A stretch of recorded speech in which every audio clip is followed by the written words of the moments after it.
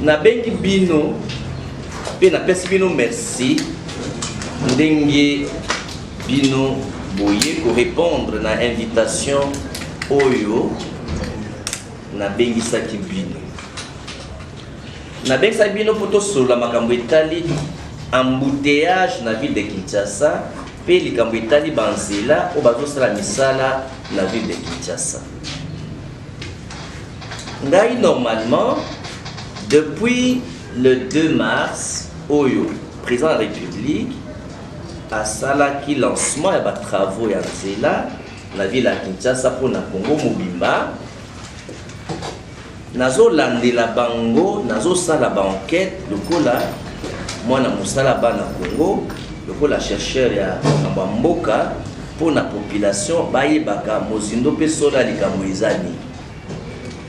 Eloko koyeba liboso nazo sala ba enquête pe ba recherche pour la Congo mobimba mais awa lokola kambo ya saute de mouton izo pesa kanda na batu nyonso parce que izo kokokoma te ozana mwana malade ozo kende hôpital okokoma suna hôpital na mwana malamu te na bana bazo kende classe na bana kokende kozonga na ndako na bana bazo kende misala na bana bazo kende teka likambo na izo pesa batu déjà kanda.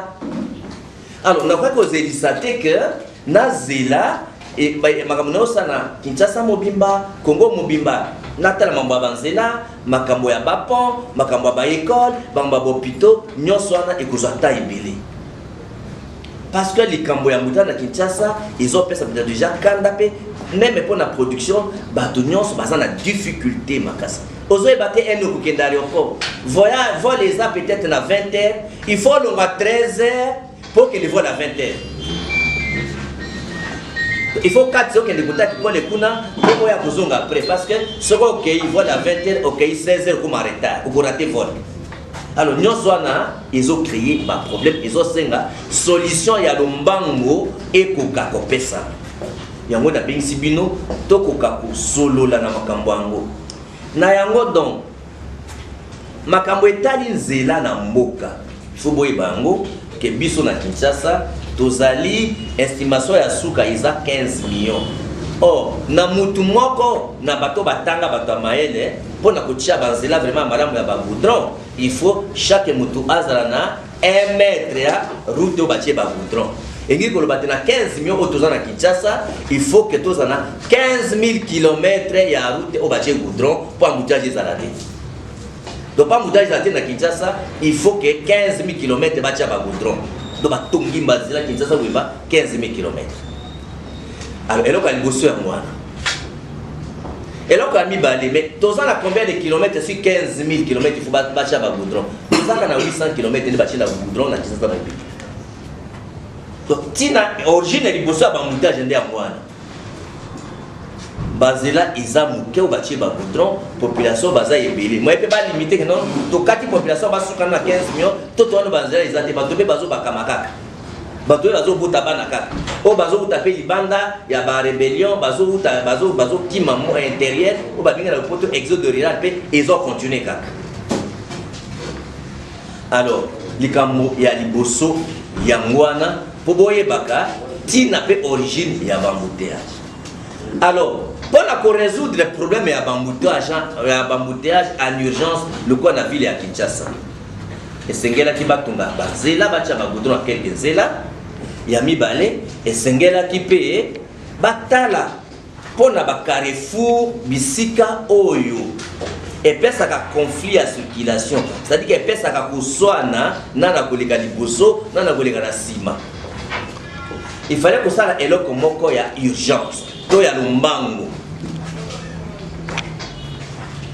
Solution à liboso esengela ki kotunga ka bazila mususu pona réseau to mulai ya banzela o ekoti ba goudron ezala ebele to ya mulai kuna bato basi batongi pe na bisire il fallait ko lexa banzela pe et puis si problème il faut ko buka banda kwa batu pona kotonga bazona na lumbango pe kotala banzela ni ya mabe il faut ko bongisa yango de momonaki na programme yango kaka banzela ya mabe lokola bokasa esalaki 10 ans pona kufatia bataka na zando batongi yango baelengesa bato baza na machine à l'avenir Kulumba et tika la bauta goudron te so côté na Bekatef ki na suka ti kota Suferzac batia goudron nango donc machine ezali peut-être ka des avenirs à des na goudron oya Petro Congo na oya na batungi machine na Mobimba donc batongi bango zela mususu kuna donc esali bongo na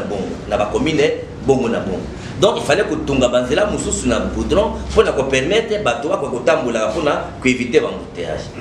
Alors le kola ba yeisaki mulaite réseau tonzela oya batie ba goudron mayele ya kozwa solution na bisika ya katikati ya ville po batongi banzela pembeni te likanisi ezalika nono lokola conflit ezosalema na bacarrefour totonga bapont ya likolo batoma mataka likolo po moto ayebi ke ngai nzela na zwi oyo na komata likolo conflit na carrefour ekozala te moto nzela ayebi ngai na olekala nse donc sorte de mouton eza nini eza pont batie mpo na kokabola matata ezalaka na bacarrefour moto ayebi ke nzela na zwi na kozala nzela ya se nzela na zwi nzela ya likolo donc matata moyesali masusu na bacarrefour eza te donc eza likanisi malamu ekosunga na lombango situation ya ville esoko so ya moto wana sadiki soko batie bapont wana na bacarrefour nyonso na kitambo batie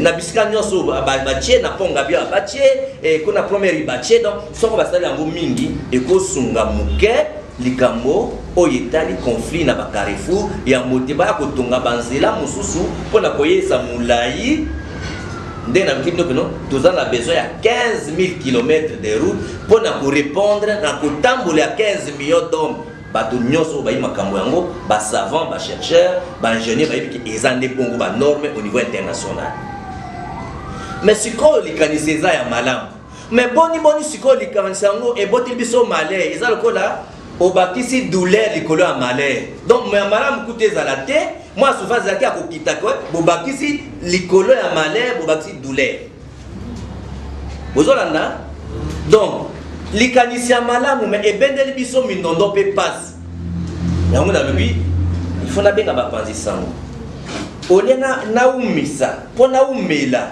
na barecherche na ngai nabelela bato ya leta bapanzi sango bakoka kokota na bitumba oyo pour réponse emonana en urgence elingi koloba nini bato oyo bakoti na makambo yango bazofundana bango na bango bato oyo bazwi nkumba ezali OVD société ya leta oyo atalaka mambo etali nzela na kati ya baville na office de route oyo azwi makambo ya kotala nzela en dehors ya baville luka tozoloba na ville etali office etali OVD banzela mosusu OVD atongi ye moko bamba misala mosusu apesi na baentreprise lokola basoute de mouton apesi na baentreprise lokola basatricas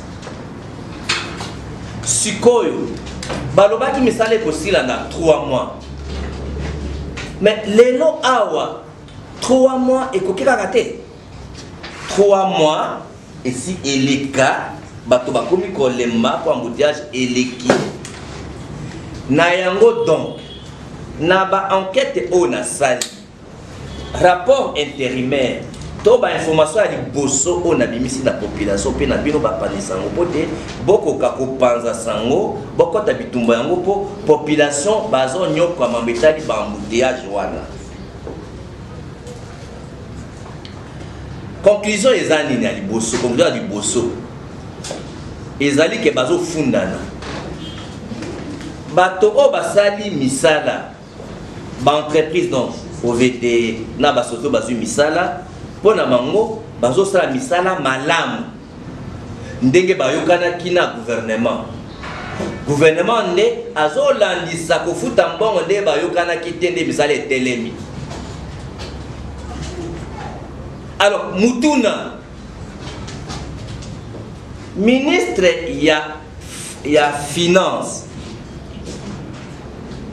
azopesa mbongo te mpo na raison nini est-ce que pour l'état baza na mbongo te po l'état tout kozanga mbongo est-ce que l'état aza na mbongo te l'État a la mignoko la population tendeke bazo nyoka madaba embouteillage parce que tina nange ezalaki ko embouteillage kwa kosila mais soko musanga ezo bakana embouteillage tina ngo ezani balongola ka baton et no matoza ne tozaki liboso. Alors soko ministre de finance azo pesa mbongo est-ce que mbongo ndezate mutuna liboso ya mibale est-ce que aboyi ko pesa mbongo lokola papa ya malamu atali mbana na pesa bango mbongo ya liboso ba gérer yango mabe il faut naye bane mbongo ya liboso esalamaki est-ce que likanisa yango mais soko likanisa yango pona ni l'état azosala nyonso te en usant pour population bayeba makambo ndenge ezali population bazo expliquer biso eloko moko te. Est-ce que ezali sabotage il y a action après la République pour que bata Kinshasa ba fingaye ba sanzaye pour te aye na projet o yebati malheur na bakinois.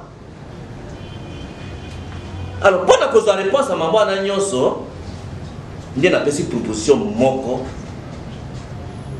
pour te bayoka likambolito moko te na le code de l'inspection générale des finances. Ils ont relevé le président de la République. Ils ont la présidence de la République.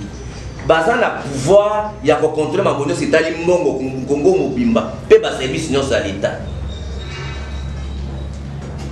Nayango donc, na sengi na président de la République, à Koka, qu'on fait sa mission spéciale et urgente.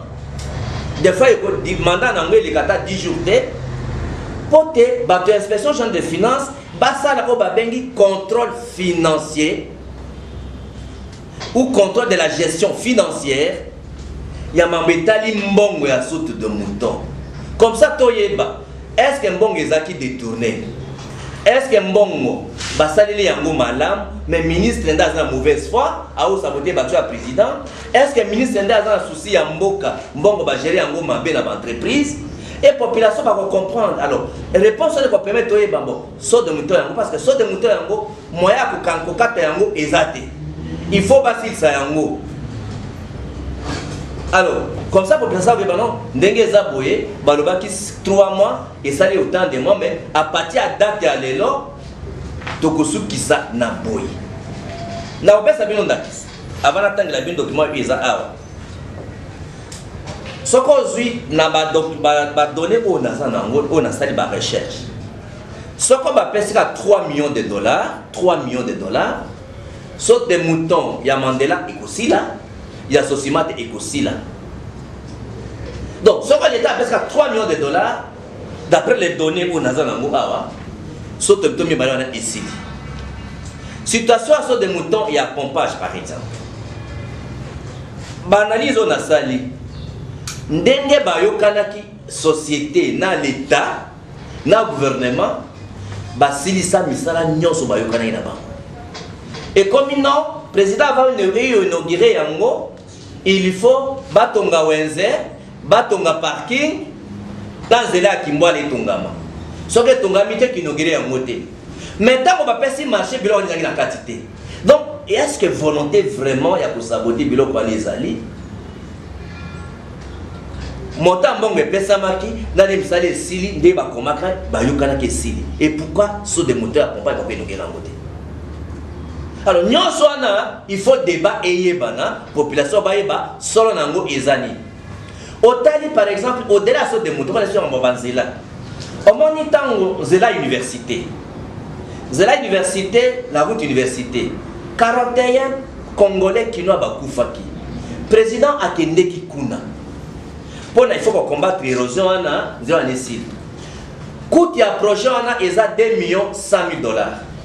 Le gouvernement a payé 400 000 dollars. Si les gens ont sauté. Sur 2 millions, ça va payer 400 000 dollars. La recherche que j'ai menée, les fournisseurs, pour soutenir la population, suivre engagement dans l'entreprise. Persi biloko à 600 000 dollars de bomoni soulagement isalama ki l'université au moment nazo ebsabino bakangi chantier à l'université bakomeli gouvernement que bakangi gouvernement a opesa réaction mon côté. Alors mboka pe côté maboyité faut bana mboka bayeba pourquoi bazo nyokwama est-ce que y a sabotage contre le président de la République? Est-ce que Mboka Ndé ont géré Mabé? Alors, il faut pas Mboka Bayeba. Donc, les étudiants Bayeba, chantier à l'université est bloqué, bazo sala ngote, entreprise va combien le gouvernement, tout ça ça te mbonge zate, auto défi na ban fournisseur, tout foutu à mon annuité. Sur 2 millions 100, bah pesa que l'État pesa 400 000 tilelo. Donc voilà un peu les informations où il faut la partager na bino. Alors, au lieu de l'exabino temps ya kutanga makambo nyonso na pesi bino. Alors, on a une méthodologie que vous avez. Alors, on a pesa bino par exemple donner baso de moutons nyonso na pesa bino donner à o na zuba recherche une partie ezali 4 sauts de moutons oyo ya lukunga awa. Ni na zuba d'abord donner nango pesa la image ya ba recherche ezo salé. Document est un document officiel au bokoki ko publier nango parce que moi ça bilo ba simanda muté. Voilà, et na opesa ba jeunesse baza awa boza opesa bango ba jeunesse baza awa opesa bango document oyo pokotala mbongo epesa maki combien na kutanga muke mbongo epesa maki combien $1000 talo nango 3 485 000 $. Misala nige salami etalisi ke ba dépenser na Kinshasa etali na Kinshasa ezaka $742 000, soit 21%. Mais batalisi ke bapesi commande biloko oyo eza na Congo te basengi yango na libanda commande nyonso esili mpo mosala oyo bakosila oyo ya libération 24 novembre libération 24 novembre 30 juin talo nango 3 577 000 $. L'État a fait ça qui avance et à 2 684 000 $. Misala et Salami, l'État Misala et Salami n'a 2 430 000 $. Soit Basali 67%, il y a un bon pour Bazouaki. Bango paye commande à Biloko Nyonso à Libanda, Basi Basali. Na rond-point Sosimat, taux d'exécution à Misala, ça dit que Misala pour ici là, Basali presque 40%, 39,8%. Soit, va dépenser 1 268 000 $ contre un paiement de 1 700 000 $. Soit, Basali 55%, il y a marché. Taux nango, prix nango, 3 millions de $. Bangope, biloko il faut talibanda, bapesi commande. Alors, boyo kite ndelo mtuko sabino na français ke pona kutunga biloko wana ya minene lokola baso de mbapon ya lolenge wana biloko musutu basa ngona Congo te biloko mususu lokola mabende wana nyoso ba minene na Congo tozala ngo te mabende wana nyoso wana batiaka na baso de mutona eutaka libanda na poto.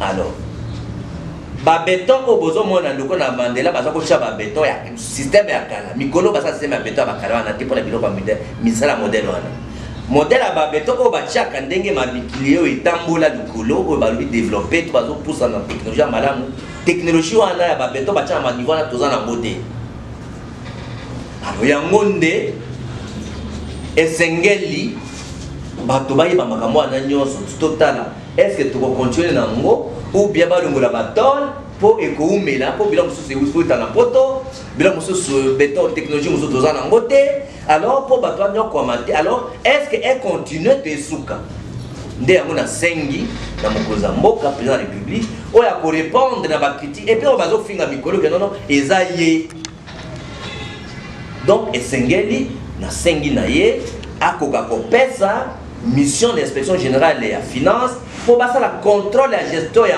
mbongo pour na kotala soko mbongo ezali ba pesa bango peto e bape etikali combien de jours pesi là ndene oto ezabino que non bandeli le salami que non so ba bisi 3 millions de dollars ba pesi les oya Sosimat oyo ya Mandela et aussi là 3 millions de dollars seulement so ba pesi bango isili donc ligne wana nyonso amutage nyonso oyo izomona côté à côté kobanda kitambo ti lupio continuer au comme na Sosimat problème. Au long associement, comme à 24 novembre, problème. Donc, sur 3 milliards de dollars, mon ami, acte en Sicile, tout tel ce qu'il y a, acte à Willery, puis acte à l'aéroport.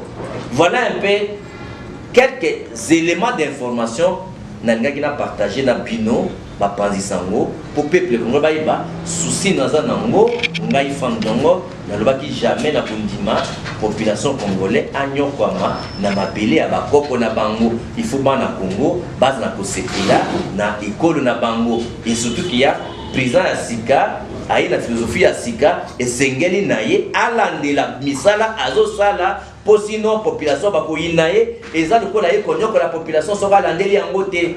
Dans ce qui soit, merci mingi pour la bénédiction. Est-ce que les autres ont vraiment ma question? Non.